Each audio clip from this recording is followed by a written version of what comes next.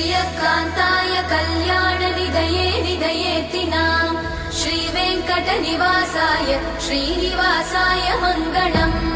लक्ष्मी सविभ्रमालोकसुभ्रूविभ्रमचक्षुषे चक्षुषे सर्वलोकानां वेङ्कटेशाय मङ्गलम् श्रीवेङ्कटाद्रिशृङ्गाग्रमङ्गलाभरणाङ्गये